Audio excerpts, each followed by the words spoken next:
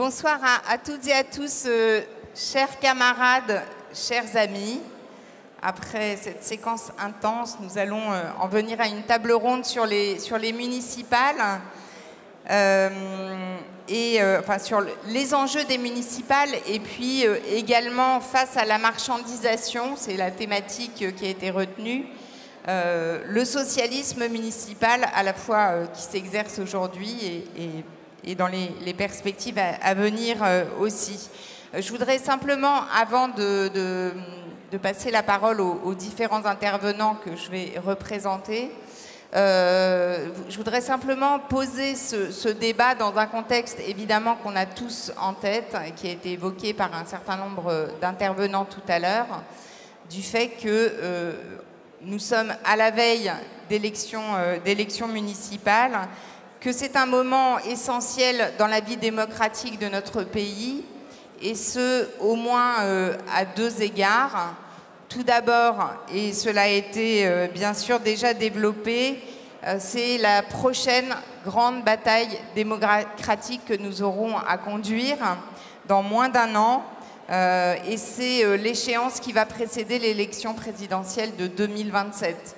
Alors évidemment, dans le contexte politique que nous connaissons, avec qui est plus que préoccupant et là aussi qui a largement fait l'objet de notre congrès, avec notamment l'extrême droite aux portes du pouvoir, mais aussi avec un président de la République et des gouvernements successifs qui, depuis 2017, n'ont cessé de mettre en question le service public et qui ont remis en question nos droits, notre planète, nos solidarités, nos modèles sociaux.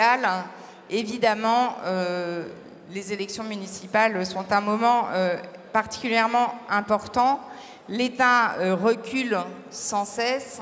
Ses services publics sont remis en question dans de nombreux domaines qui relèvent de sa compétence, au péril de la capacité que le pays a à accompagner les populations.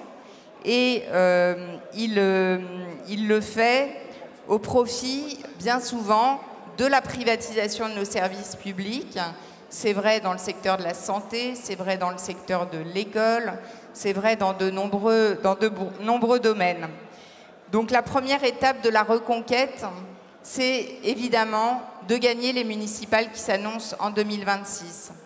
Et puis le deuxième défi, c'est évidemment d'emporter la victoire dans les communes. Nous sommes en responsabilité, mais aussi, et ça a été évoqué tout à l'heure, d'accompagner les camarades pour qu'ils gagnent, pour que nous gagnions de nouvelles villes, de nouveaux villages, et de ce fait que les élections municipales soient un succès pour notre parti, pour le Parti socialiste.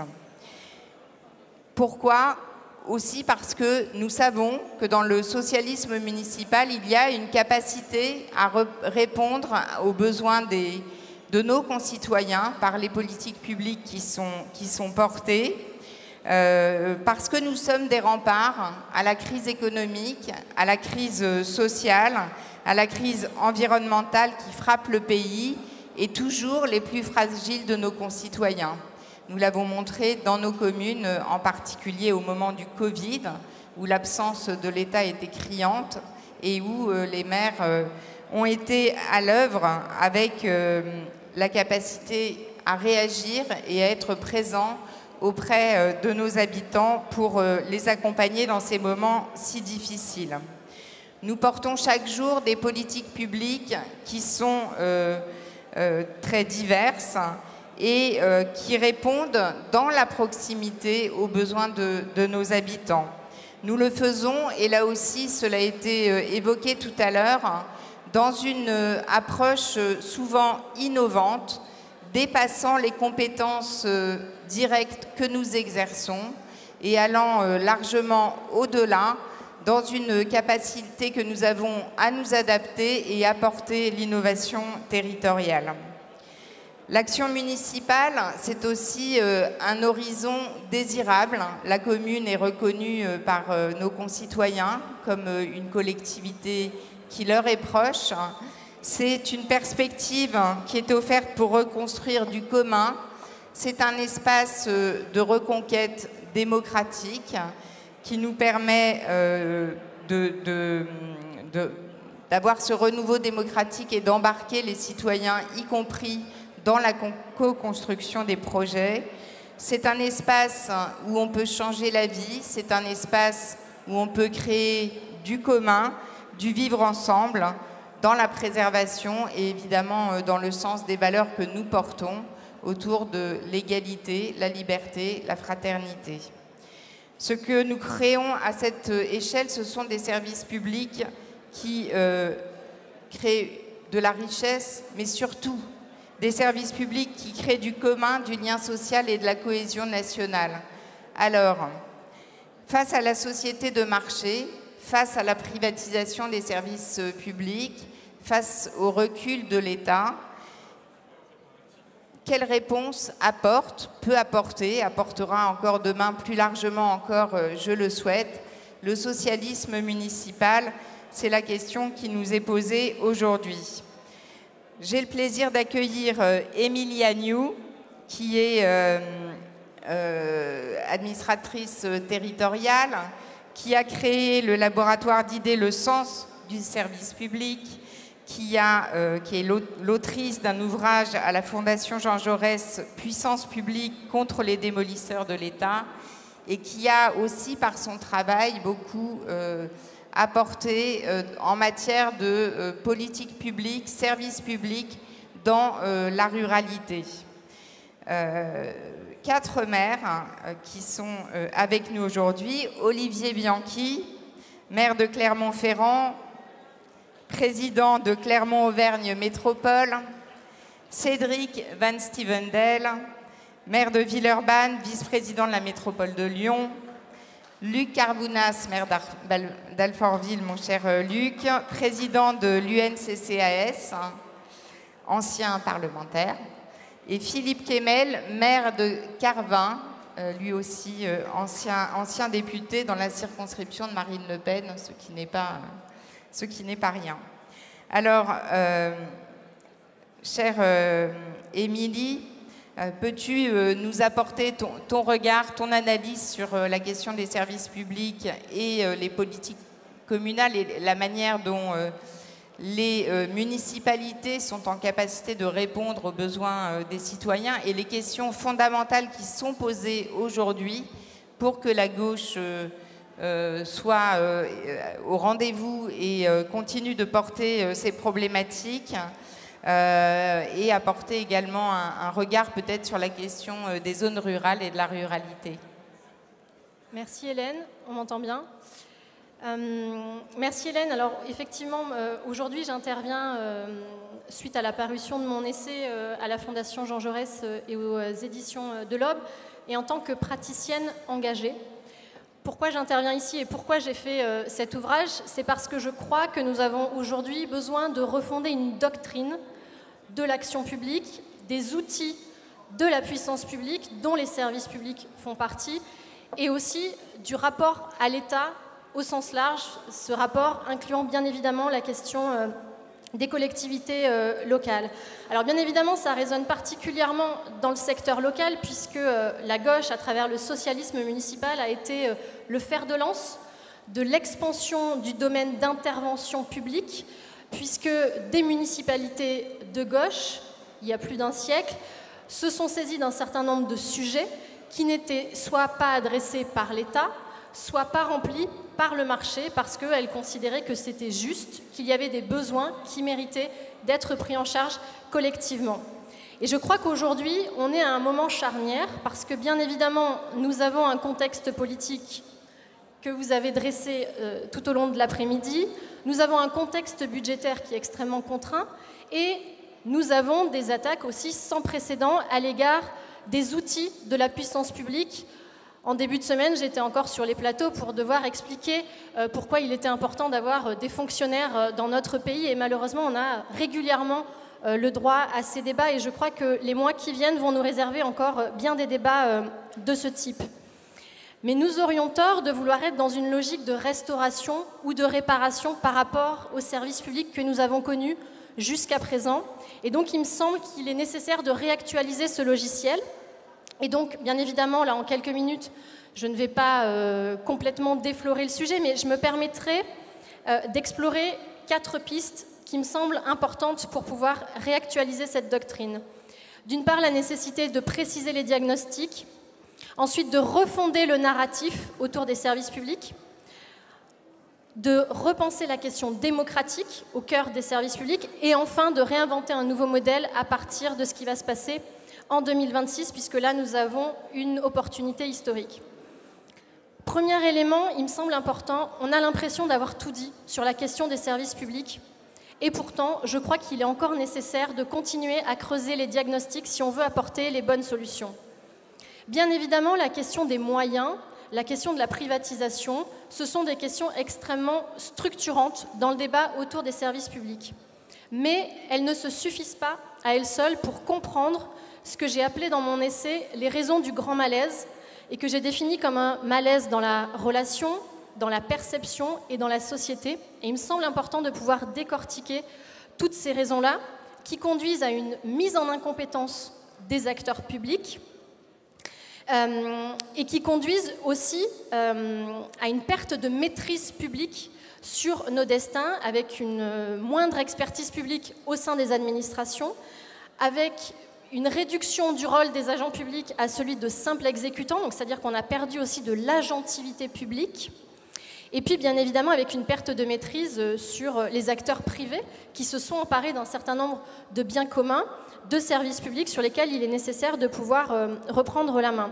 Mais je crois que ce malaise, il est lié aussi à une forme beaucoup plus structurelle de déshumanisation de la relation de service public et du fonctionnement des organisations publiques. Il y a 6 Français sur 10 qui considèrent que les liens entre les agents et les usagers se sont dégradés. Donc on est vraiment dans cette problématique relationnelle qui me semble nécessaire d'adresser, avec une mise à distance des acteurs publics par tout un tas de mécanismes. Alors ça va de fermeture de services publics à la dématérialisation, à des démarches de plus en plus complexes, alors notamment on l'a vu pour les étrangers, pour accéder à des titres de séjour. Et donc bien évidemment, les premiers impactés, ce sont les plus précaires, qui sont pourtant ceux auxquels sont censés être destinés les services publics. Et tout ça, ça crée de l'évitement, du non-recours et un moindre consentement à l'impôt. Mais ce que je voudrais ajouter aussi, c'est qu'il y a des points aveugles dans notre action publique, c'est-à-dire qu'on ne s'est pas rendu compte que notre action publique, elle a aussi des biais de genre. C'est-à-dire que, comme pour le reste de la société, on a globalement conçu des dispositifs publics par les hommes et pour les hommes. Et on a mené une étude en 2023 qui a montré que la majorité des relations de services publics et des démarches administratives étaient prises en charge par des femmes. Et donc tout dysfonctionnement en matière de services publics, ça impacte d'abord les femmes. Or ça, aujourd'hui, c'est un vrai point aveugle de l'action publique. Mais ce qu'on dit aussi plus rarement, c'est qu'il y a un certain nombre de besoins sociaux aujourd'hui dont on pourrait tout à fait se passer si on traitait la problématique de certains comportements problématiques des hommes qui embolisent les tribunaux, les prisons, la justice et qui ont donc un coût aussi pour la société. Et ça, je crois que c'est un vrai point aveugle de notre action publique qu'il faut pouvoir questionner. Alors une fois qu'on a nommé ces enjeux, bien évidemment, il faut pouvoir apporter des réponses. Moi, je crois qu'il faut vraiment miser sur la question de l'empathie institutionnelle et sur la question de parcours attentionné. Et ça, je crois qu'à l'échelle locale, c'est des choses qu'on peut tout à fait réussir à tisser, ces parcours attentionnés, pour simplifier, non pas en dématérialisant, non pas en supprimant des normes, comme on le voit trop aujourd'hui au Parlement, mais en remettant de la médiation humaine partout où cela est nécessaire. Et je crois aussi qu'on a besoin d'instaurer de nouveaux droits. D'abord, un droit au choix dans les modes d'interaction avec la puissance publique. Les Françaises et les Français doivent pouvoir avoir le droit de choisir une interaction humaine, de chair, avec de la chaleur humaine. Et un autre droit qui est le droit à l'explication, c'est-à-dire que les Françaises et les Français doivent pouvoir savoir comment ça fonctionne et aussi, quand ils n'ont pas accès à un droit, pourquoi. Expliquer la décision publique me semble être une voie importante. Deuxième élément, il me semble important de refonder un narratif.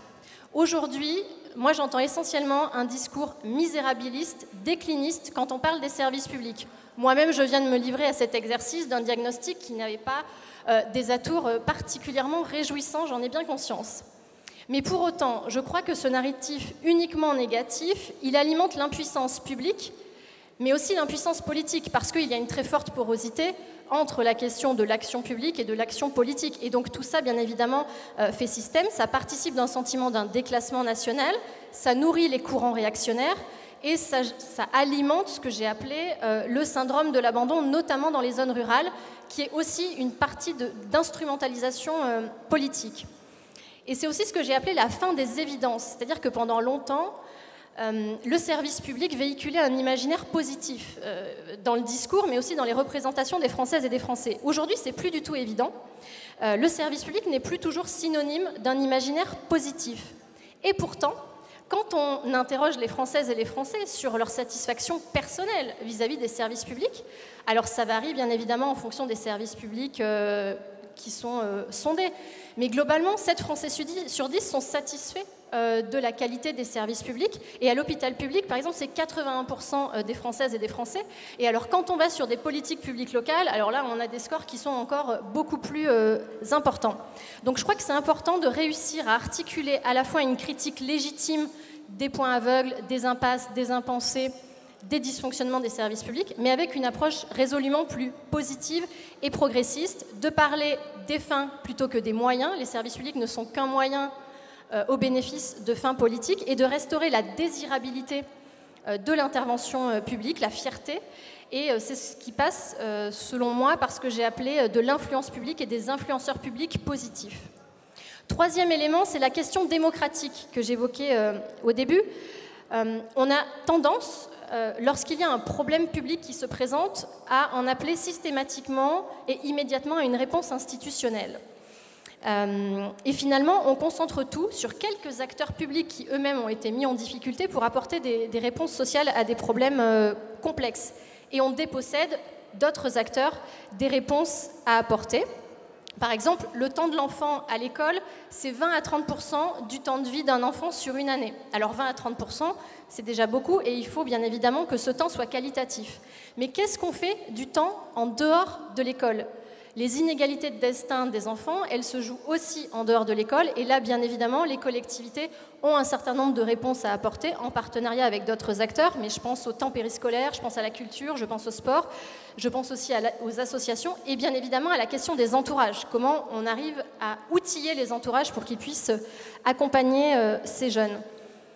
Et donc, par rapport à ce que je disais au début, avec cette mise à distance des usagers du service public, je crois qu'il faut démocratiser le fonctionnement de nos services publics. On a mis en place de la démocratie participative, on a mis en place des commissions consultatives sur un certain nombre de services publics. Mais le plus souvent, tout ça, ça se limite à du recueil d'avis, de propositions, à de l'information. Et en réalité, on devrait passer sur une démocratie beaucoup plus implicative et impliquer encore davantage les citoyens dans le fonctionnement des services publics pour leur permettre, par exemple, d'auditer ou d'évaluer les services publics, mais aussi pour co-construire avec eux l'ensemble des politiques publiques. Et je prône par ailleurs des modèles un peu plus hybrides de type coopérative pour permettre là aussi à d'autres acteurs de prendre la place, mais bien évidemment sous maîtrise d'ouvrages publics pour que tout ça soit organisé. Et je propose la constitution d'un réseau de sentinelles publiques, c'est-à-dire un peu sur le modèle de la réserve de la gendarmerie nationale, par exemple, ou des pompiers bénévoles, de permettre d'identifier, de former des citoyens pour qu'ils puissent être des relais auprès de leurs concitoyens pour écouter, accompagner, repérer, orienter et faire aussi fonction d'intermédiaire avec la puissance publique sur le modèle de la paire aidance et des tiers de confiance. Et enfin, je pense que dans cette visée démocratique, il va falloir re-questionner à gauche la question des temps. Non pas tant la réduction du temps de travail, mais la question de l'articulation des temps de vie pour permettre à chacune et à chacun de pouvoir travailler, mais aussi s'occuper de ses enfants de manière paritaire et également s'occuper de ses proches, parce que dans une société du vieillissement, ça va être un sujet bien évidemment qui va exploser dans les années à venir. Et donc j'en viendrai à mon dernier point. Il se trouve qu'en 2026, nous avons, avant 2027, l'opportunité, très concrètement, d'expérimenter, d'inventer un nouveau modèle à partir du local, à partir du terrain, parce que, tu le rappelais Hélène, c'est là où il y a les plus forts niveaux de confiance. Et pourtant, moi, ce que je constate, c'est qu'à l'échelle nationale, il y a toujours une forme de défiance qui s'exprime à l'égard des élus locaux, à l'égard des collectivités locales, à l'égard des agents publics locaux, je pourrais vous en parler, y compris dans les partis de gauche, où il y a une forme, finalement, de hiérarchie entre les élus nationaux et les élus locaux, alors que pourtant les élus locaux se cognent le terrain et apportent des réponses très concrètes aux problématiques des Françaises et des Français. Et cette proximité, c'est une demande de reconnaissance de la population, donc je crois que là, il y a matière véritablement à l'investir. Et donc, j'en finirai là. Je pense que, bien évidemment, on a la possibilité, à l'échelle locale, de porter des politiques publiques et de réinventer les services publics, mais tout ça ne sera pas possible si on ne réinvente pas une doctrine de la décentralisation et une réflexion autour de la fiscalité, notamment de la fiscalité locale, qui aujourd'hui a été réduite à peau de chagrin. Merci Émilie. Merci beaucoup. Cédric, peut-être en réaction aux pistes de travail que propose Émilie, et puis aussi pour nous dire dans ta ville, qui mène de nombreuses politiques publiques, mais qui notamment a beaucoup œuvré pour la culture, et qui est d'ailleurs capitale française de la culture. Est-ce que tu peux revenir aussi sur les innovations territoriales finalement que tu as apportées pour répondre précisément à des sujets évoqués par Émilie sur, d'une part, comment on répond aux besoins des concitoyens, comment, au-delà des compétences, je dirais, obligatoires ou celles qu'on exerce naturellement, on va plus loin pour porter l'innovation sociale et territoriale dans nos communes. On a combien de temps? Parce que j'ai compris qu'on était un peu plus pressé. D'accord, bon, très bien, non, mais c'est parfait, je vais tenir. Merci aux camarades qui sont restés. On s'est dit que la question des municipales était extrêmement importante. On s'est interrogé sur la capacité de notre parti à avoir des idées pour les villes. J'espère qu'avec les maires qui sont là, que ce soit pour animer ou témoigner, on va vous convaincre qu'on a travaillé, qu'on a 2-3 idées à partager. Voilà, je fais cette petite incise, si vous le permettez.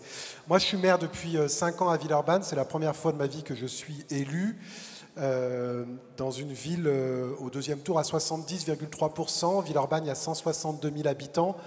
Et aujourd'hui, il y a toute la gauche à Villeurbanne, n'en déplaise à certains, et ça marche.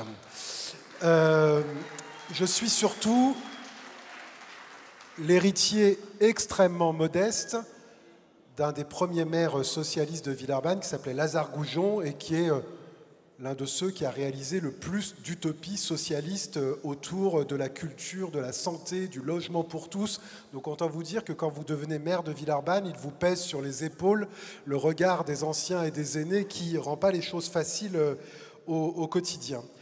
Cette utopie sociale qu'il a développée, il l'a développée notamment autour d'un quartier qui s'appelle les Gratte-Ciel, que celles et ceux nombreux qui ont participé au congrès de Villeurbanne, dont on disait qu'il avait été compliqué, mais ça c'était avant Marseille, donc finalement c'était peut-être un des congrès qui s'était bien passé, autour de gratte-ciel, autour de logements ouvriers, mais surtout autour d'un lieu dans lequel il y avait un théâtre, une piscine, un centre de dispensaire et un lieu de défenseurs des tâcherons. Vous savez, celles et ceux qui travaillaient à la tâche, à la journée.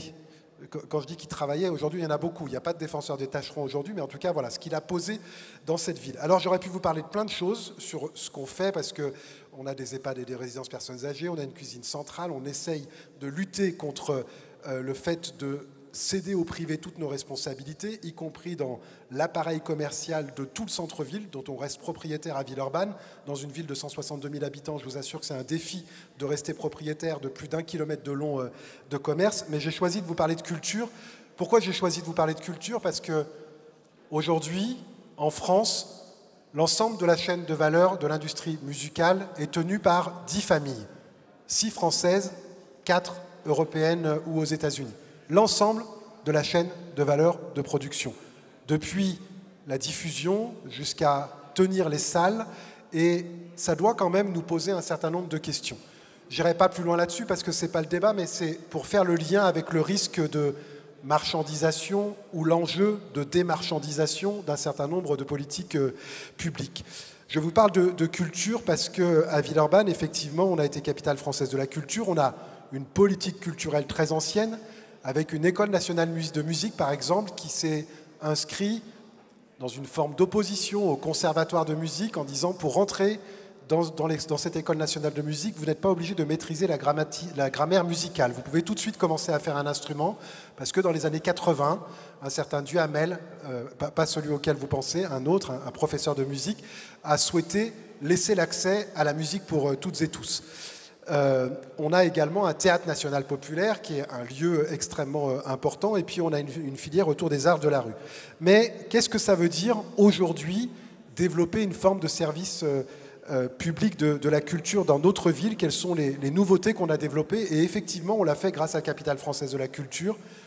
Une des décisions dont nous sommes le plus fiers à Villeurbanne, c'est que maintenant, à Villeurbanne, dans toutes les écoles, il y a des agentes et des agents du service public payés par la ville pour développer les projets de culture pour l'école publique, pour les enfants de nos écoles.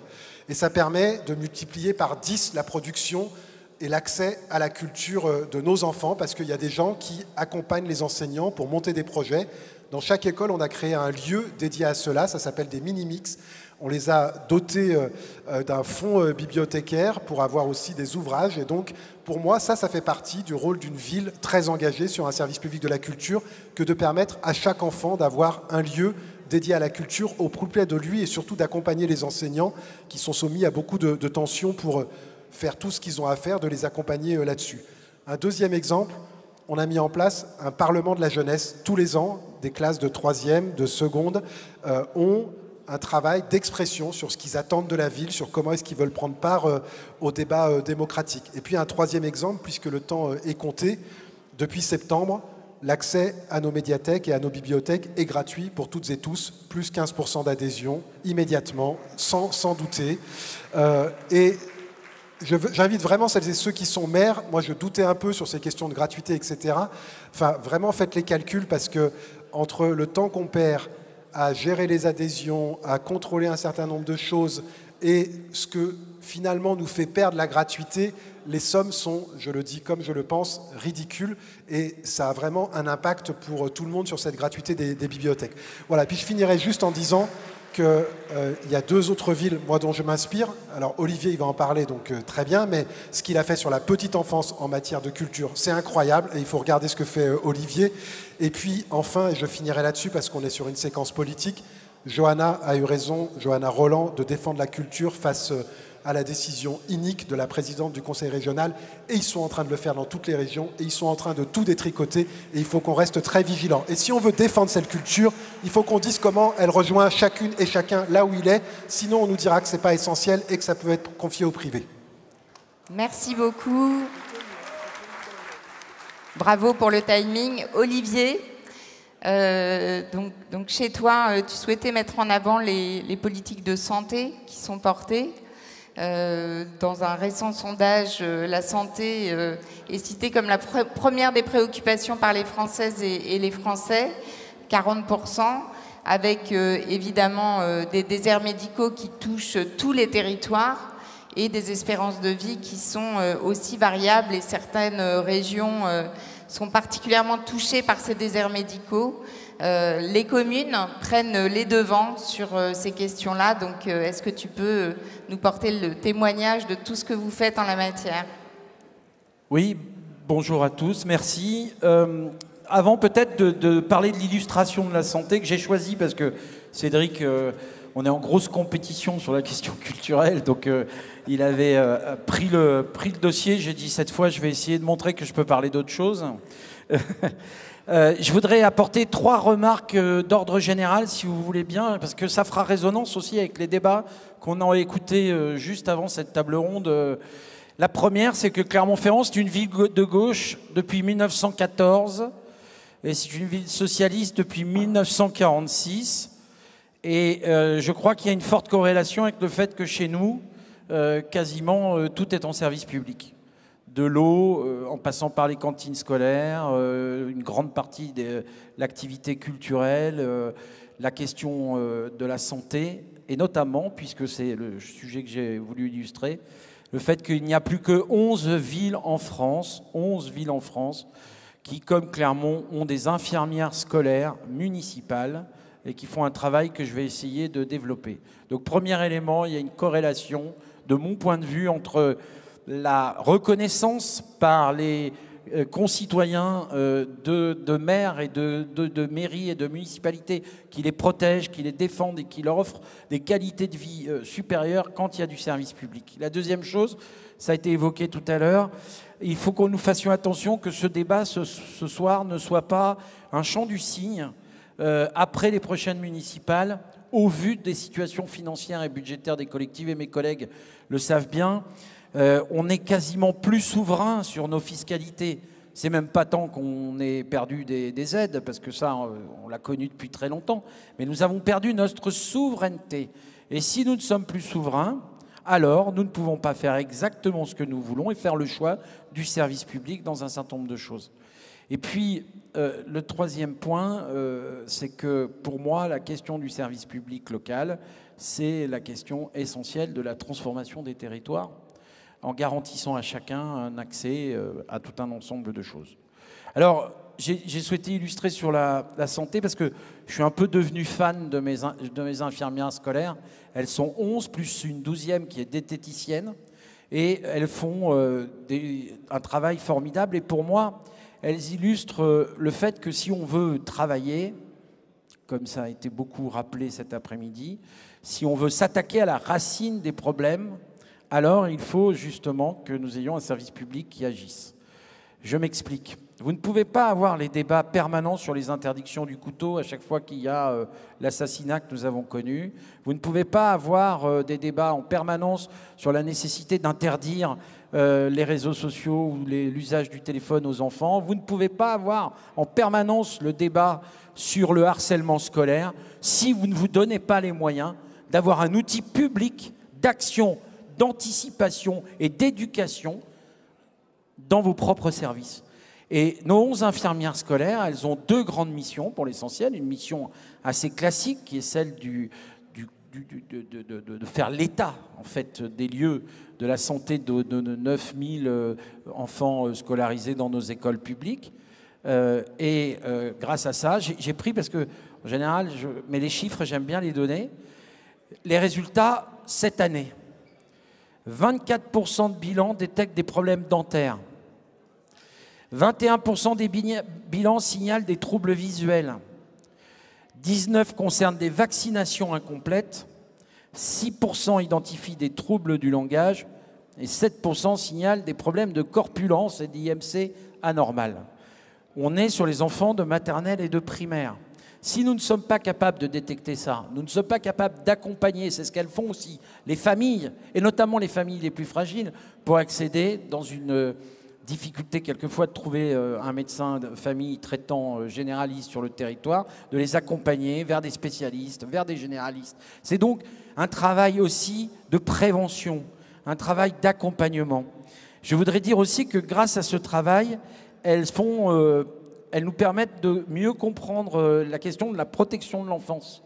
Nous avons justement eu un certain nombre de problèmes, évidemment de violences intrafamiliales, de situations et de cas d'inceste, parce que c'est ce que découvrent ces infirmières au quotidien dans leur travail de suivi, et donc elles ont apporté des réponses. On a pu même saisir la justice, on a pu faire des accompagnements, intervenir dans des champs familiaux. Rendez-vous compte, plus que 11 villes de France ont ces services aujourd'hui. Villeurbanne aussi, Nantes, je sais. Pour l'essentiel, elles sont de gauche. Hein. Oui, vas-y.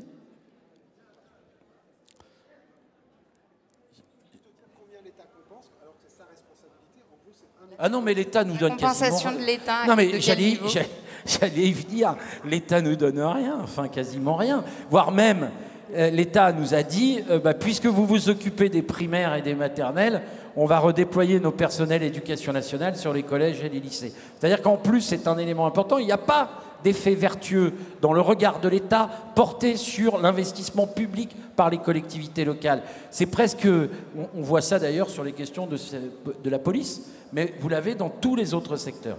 Et puis elles ont une deuxième mission dont je suis le plus fier, c'est qu'en fait elles ont des missions d'éducation, de programmes en termes de santé, et elles se coltinent, elles sont des vigies aussi de l'état d'esprit des familles sur un certain nombre de sujets. Alors comme elles sont extrêmement créatives, je vais vous dire comment s'appelle leur programme. Chaque fois je l'amène parce que j'adore ça. Il y a Mini-Bulle, un programme Mini-Bulle, je pourrais presque dire, est-ce que vous savez ce que ça peut être? C'est l'hygiène corporelle et dentaire, parce qu'il y a des problèmes aujourd'hui repérés. Il y a évidemment Ciboulette. Le programme Ciboulette, c'est du programme de sensibilisation sur les questions alimentaires. Il y a évidemment des sensibilisations aux écrans et aux réseaux sociaux. Il y a Parlons Zen pour les violences scolaires, les jeux dangereux dans les cours de récréation. Il y a Charade, qui est un vieux circuit chez nous de Formule 1, et oui, il y en avait en Auvergne il y a très longtemps, et qui est en fait sur les premiers secours dans l'espace public. Et enfin, celui que j'aime le plus, Marguerite et Capuchon. Marguerite et Capuchon, c'est l'éducation à la sexualité. Capuchon, vous avez compris, c'est le préservatif. Et donc, elle se coltine ces sujets-là. Et là où c'est intéressant, si vous voulez, pour le maire que je suis, mais je pense pour toutes les forces publiques et les acteurs, c'est qu'elle repère des situations dramatiques et elle voit aussi les difficultés, par exemple, de discuter d'éducation à la sexualité, du rapport au corps, de la question homme-femme, avec un certain nombre d'enfants, parce qu'ils sont aussi pris dans des environnements familiaux qui ne permettent pas et qui n'utilisent pas ça. Elles sont donc des vigies, des pionnières, et c'est du service public local dont je suis extrêmement fier. Merci beaucoup, Olivier. Merci beaucoup, cher Luc. Les centres communaux d'action sociale ont été victimes, enfin en tout cas attaqués lourdement par le gouvernement ces derniers jours, qui souhaitait, sous couvert de mesures de simplification, les rendre optionnels. C'est un combat que tu as mené avec les CCAS. Est-ce que tu peux écrire une illustration aussi de comment le service public peut reculer par l'effet de décisions qui s'imposent à nous? Est-ce que tu peux nous faire part déjà pour les CCAS du rôle qu'ils jouent et de l'importance de leur mission et action dans le champ social, et puis de cette problématique qui s'est posée? Merci, merci Hélène, bonsoir à toutes et à tous. Alors effectivement, pour celles et ceux qui ne le savent pas, juste en préambule, l'Union nationale des centres communaux d'action sociale, c'est la deuxième plus vieille association de maires. Nous avons été créés en 1926. Nous fêterons notre centenaire l'an prochain après l'Association des maires de France. Et je crois qu'aujourd'hui, période post-Covid, on n'a plus vraiment besoin de décrire à quoi sert un centre communal d'action sociale, tant dans toutes les collectivités où il y en a, il a joué un rôle de coordinateur, je pense notamment sur les questions d'alimentation, et aussi de prévention, puisque nous avons organisé les fameux centres de vaccination sur nos territoires. Alors le Centre communal d'action sociale, avec son analyse des besoins sociaux, nous savons parfaitement au niveau du bloc communal ce qui se passe dans notre commune. Et nous pouvons travailler à répondre aux problématiques de précarité, entre autres, mais pas que, avec l'ensemble de l'écosystème des associations de solidarité. Et c'est aussi ça la force et la richesse d'un conseil d'administration d'un CCAS, c'est qu'il n'y a pas que des élus, contrairement au conseil municipal autour de la table, il y a aussi tous les acteurs des politiques de solidarité qui nous permettent d'apporter des réponses pratiques et rapides. Et puis nous avons une compétence qui nous est obligatoire, celle de la domiciliation, et derrière la domiciliation, il y a le fameux accès au droit, qui est tant et si nécessaire pour permettre à une personne, pas seulement d'avoir une boîte aux lettres, mais aussi avec nos travailleurs sociaux, de travailler à l'insertion et au retour au travail et au logement des personnes qui ont le plus besoin. Et nous participons aussi à ce sujet de la transition démographique. C'est peut-être peu su, mais les CCAS en France régissent 60% des résidences autonomes. Les CCAS en France, c'est 15% des EHPAD. Et puis comme cela ne suffisait pas au-delà des options facultatives pour aider les personnes à payer leur loyer, leurs factures de gaz et d'électricité, avec aussi d'autres singularités selon la volonté du maire ou de la maire présidente du CCAS, nous avons aussi pris à bras-le-corps la question du logement d'urgence, qui est une compétence régalienne de l'État, 203 000 logements en France, la très grande majorité en Île-de-France, je crois plus de 150 000 logements en Île-de-France. Eh bien, une fois que je vous ai décrit tout cela, Une fois que l'on entend toutes les associations, et moi je me souviens encore du Secours populaire au mois de novembre dernier au congrès de l'Association des maires de France, qui tirait la sonnette d'alarme sur la précarité et la pauvreté qui n'ont de cesse de croître, y compris chez nos retraités, y compris chez des salariés en CDI. Et évidemment, on voit ces images de nos étudiants qui font de grandes files pour pouvoir se nourrir auprès des restos du cœur, des épiceries sociales et tout cela. Malgré tout cela, le 28 avril dernier, on a eu les déclarations du gouvernement au travers du fameux Roclore avec 12 belles mesures de simplification. Que c'est beau le terme de simplification dans la bouche du macronisme. Simplification dans la bouche du macronisme, c'est tout simplement rabougrir le service public.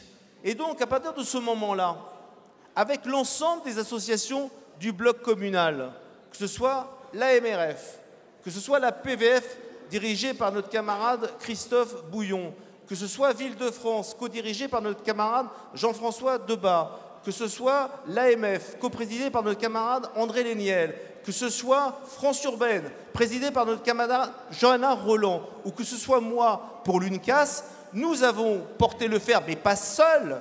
Parce qu'au Parti Socialiste, j'ai lu dans tous les textes d'orientation qu'il faut nous ouvrir, travailler avec la société civile, travailler avec toutes les associations. Mais c'est ce que nous faisons depuis des années au travers de nos associations d'élus locaux. Et en plus, si j'ai pris le temps d'expliquer qui les présidait, ce sont les socialistes qui dirigent la grande majorité de ces associations. Et ce sont les socialistes, là où j'entends qu'on ne bosse plus, qu'on ne fait rien, on n'arrête pas de produire, on n'arrête pas de déposer des amendements dans le cadre du PLF, du PLFSS, on propose à nos groupes parlementaires, on dialogue avec le gouvernement.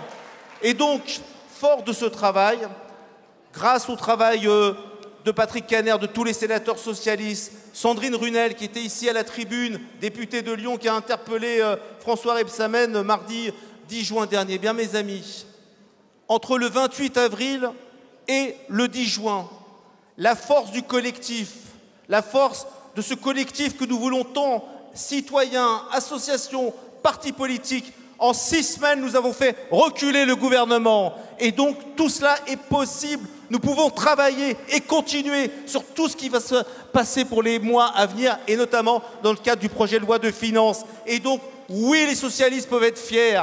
Ils travaillent, ils sont là, déterminés pour nos concitoyens, et on le fait dans nos territoires communaux. Et c'est pour ça, et je finis par là, le plus important, parce que j'ai entendu des effets de tribune, c'est normal, on est dans un congrès. Mais si on ne gagne pas les municipales, c'est même pas la peine de penser à 2027. Et on aura besoin de cette ingénierie et de cette richesse dans les territoires pour réussir. Merci mes camarades. Merci Luc. Philippe Kemel, maire de Carvin. Donc tu souhaitais intervenir sur les programmes de réussite éducative. Je te laisse prendre la parole. Merci. Après l'appel vibrant à souligner et encourager et à soutenir le travail des camarades dans les différentes structures et particulièrement les CCAS, je vais vous parler de la politique d'un CCAS, d'une ville de l'ancien bassin minier, dans le Pas-de-Calais, 18 000 habitants, voisine d'Hénin-Beaumont. Hénin-Beaumont est une ville détenue aujourd'hui par le Rassemblement national et l'ensemble du territoire de la communauté d'agglomération, la 11e circonscription. Et depuis 2017, le siège de la députée Marine Le Pen. Nous avons donc un travail militant permanent, et ce travail militant permanent, nous le menons par la proximité avec nos habitants. Finalement, la tradition du socialisme dans le Pas-de-Calais, c'est effectivement, comme pour vos territoires, accompagner les personnes pour que, dans leurs difficultés, elles puissent trouver solution. Les CCAS sont fortement développés. Nous avons un CCAS qui prend en charge l'enfant dès le premier jour. Et finalement, au dernier jour de la vie, le CCAS intervient. Donc, nous assumons cela. Nous avons un SIAD, nous avons un SAD, nous avons aussi des différentes politiques de soutien à toutes les personnes. Mais je souhaiterais mettre l'accent sur ce que nous avons développé Et nous avons pu le développer notamment grâce à des programmes européens. Ce sont des programmes d'accompagnement dans la réussite éducative pour faire en sorte que chaque fois qu'il y a du décrochage scolaire, finalement derrière le décrochage scolaire, il n'y a pas simplement les résultats de l'école, mais il y a aussi toutes des problématiques qui sont les problématiques de l'enfant lui-même, qui peut ne pas être très bien, de la famille, et des questions matérielles qui sont celles du logement et aussi du travail et de l'absence du revenu dans la famille. Alors, avec une ville anglaise, Brighton, avec une ville belge, Turnhout, nous avons échangé et on a vu que dans ces villes, il y avait vraiment des manières d'accompagner les familles quand il y avait de la difficulté scolaire autour de ce que les techniciens de l'éducation appellent les pratiques restauratives. Ce sont des idées qui sont nées notamment autour de l'univers, notamment de l'emprisonnement et la difficulté du pourquoi, effectivement, d'arriver à commettre le délit. Derrière tout cela, il y a une histoire, il y a des histoires et tout cela peut s'expliquer. Et ces pratiques restauratives sont devenues la base même de la politique éducative menée dans la ville. Cela a été plébiscité aussi par l'académie, plébiscité aussi par les enseignants et les professeurs. Dans notre ville, j'ai 10 écoles, il y a aussi 3 collèges, et il y a aussi un lycée, et de l'école maternelle jusqu'au lycée, eh bien, tous les enseignants, en lien avec des équipes que nous avons constituées au CCAS, avec des financements qui sont venus de la politique de la ville. Bien sûr, on mène, comme toutes les villes, une action dans les territoires politiques de la ville, mais on a souhaité que cette politique de réussite éducative soit partagée dans toute la ville, quel que soit le lieu où on est. Chaque fois qu'il y a difficulté scolaire, nous accompagnons, et les personnes que nous avons formées, c'est un collectif de 5 ou 6 personnes attachées au CCAS, que nous finançons, et qui accompagnent à la fois les groupes de travail qui se constituent dans les écoles chaque fois qu'il y a problème, de rencontres avec les familles, de soutien des enseignants quand ils rencontrent la difficulté avec les familles. Et tout cet ensemble donne une véritable communauté collective qui agit pour faire que cela nous donne de la réussite.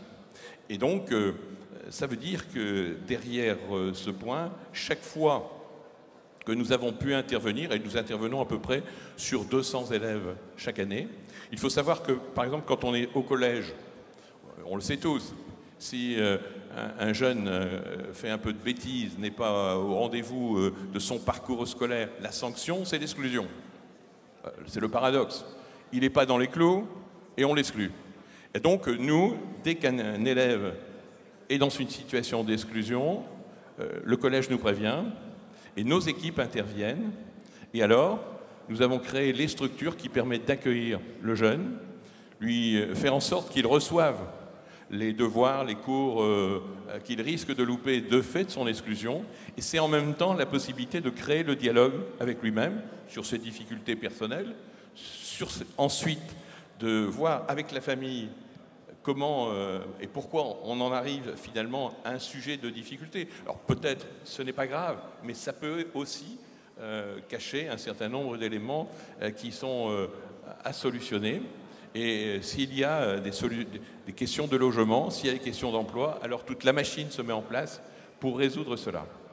Chaque fois, on considère que chaque fois qu'on évite le décrochage total, chaque fois qu'on évite aux jeunes de se retrouver à l'école de la rue, c'est-à-dire sous les réverbères, eh bien finalement, on gagne, la société dans son ensemble gagne, puisque moins de décrochage, moins d'écoles de la rue, et forcément, à l'arrivée, c'est moins de situations qui peuvent être des situations ressenties comme de l'insécurité pour notre population. Nous avons une ville, je ne sais pas si c'est grâce à cela, mais qui apparaît paisible. En tout cas, dans ma ville, je fonctionne sans police municipale. Merci beaucoup. Nous en venons à la fin de cette table ronde. Peut-être remercier les différents intervenants. Relayer quand même ce que disait Olivier Bianchi tout à l'heure sur le fait qu'il n'y a pas de politique municipale si il n'y a pas le respect initial de la libre administration des collectivités, de l'autonomie fiscale et financière, et que c'est une autre manière que de nous asphyxier que de nous mettre de ce point de vue-là dans la difficulté maintenant depuis plusieurs années. Merci à vous. On aurait pu aborder bien d'autres innovations territoriales portées par les maires. Bonne soirée, merci.